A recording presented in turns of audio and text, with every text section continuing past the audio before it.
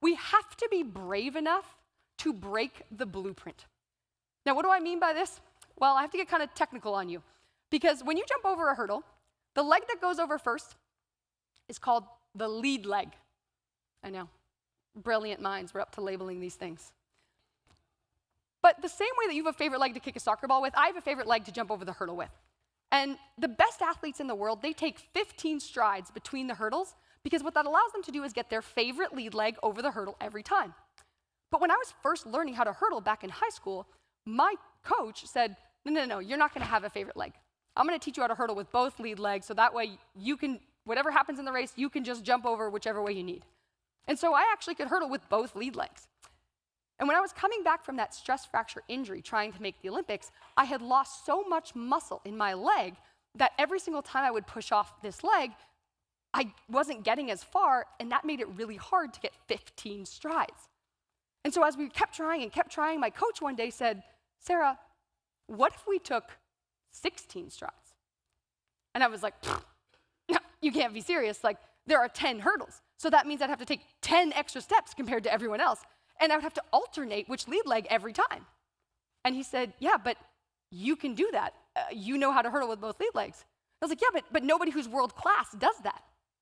And he said, I'm sorry, are you trying to make the Olympics the way everyone else does? Or are you trying to make the Olympics any way you can? And he was right. The goal wasn't to do it the way that everyone else was. The goal was to make the Olympics, period.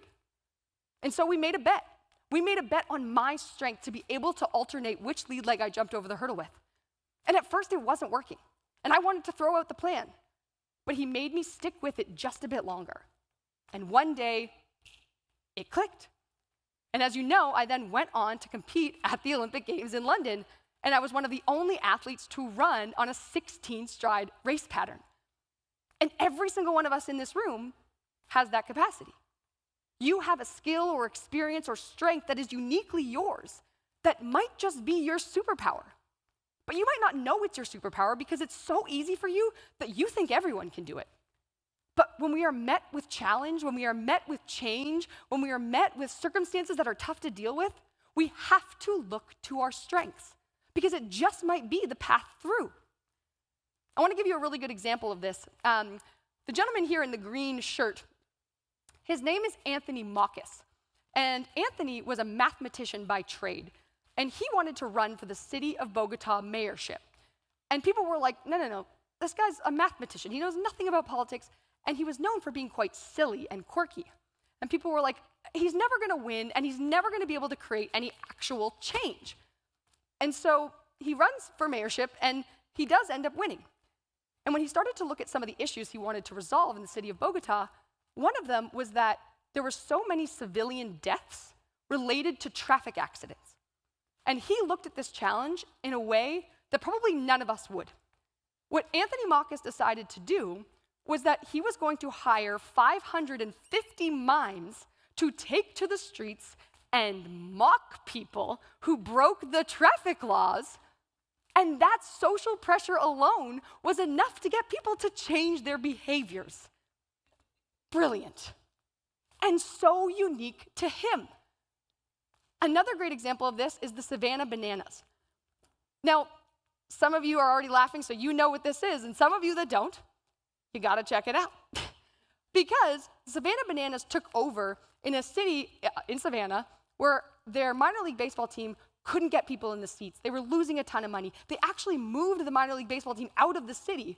And a gentleman named Jesse Cole, who was a collegiate baseball player, said, I'm gonna replace that team with an independent baseball team where we're gonna do everything differently.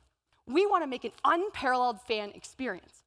And so Jesse actually had a slogan that said, whatever is normal, we're gonna do the opposite. And so something that's normal at a baseball game would be to have cheerleaders. And Jesse created the Dad Bod Cheering Squad.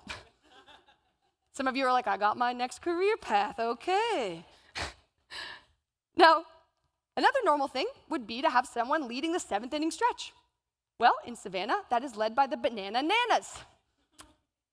Now, Jesse was willing to try anything, and one of those things was actually he wanted to do a flatulence night. He put whoopee cushions on all the chairs because he thought it would be funny. Turns out, if you're not a 6-year-old boy, it's not actually that funny, and it was quite disruptive, so they never did that again. They also experimented with the idea of all-you-can-eat tickets, where you didn't have to, have only a certain number of concessions. You could have anything you wanted. And that was exciting, but led to a lot of supply chain issues and in crazy long lineups, so they threw out the idea. And so even though these things didn't work, it was the experimentation mindset that led Jesse to the things like the banana nanas and the dad bod cheering squad. And so we have to know that when we're looking to our strengths, we have to give ourselves and our teams permission to try and know that it's not always going to work out, but it's that experimentation mindset that's going to lead us to the things that become our differentiator. Now, if you don't know what your superpower is, that secret strength of yours, ask. Ask your friends, ask your colleagues, ask someone who knows you really well, because you might not see it because it's so easy for you. But maybe you are incredible at connecting with others, and you think of ways that you can create experiences at your events for people to connect in ways that they didn't even know that they needed. Or maybe you're an incredible listener, and when people are not seeing eye to eye or they're not really understanding each other, you can help them understand what each person is saying to come to a collective decision. Or maybe you're an incredible storyteller, and you can set a vision that helps your organization or your team see what's possible with the event you are planning. The Savannah Bananas, after not being able to sell tickets at all, have now sold out their stadium for the last 3 years. They have amassed millions of social media followers, and they have literally changed the game. For me, that was 16 strides. For you, what is that? And you know what? When you see 16, from this point going forward, I want you to think of me. If you sit in the 16th row of an airplane, I want you to ask yourself the question, am I using my strengths? If you see 16 on a price tag, I want you to ask yourself the question, am I using my strengths? If you go to an event and you sit at table 16, I want you to ask yourself, am I using my strengths?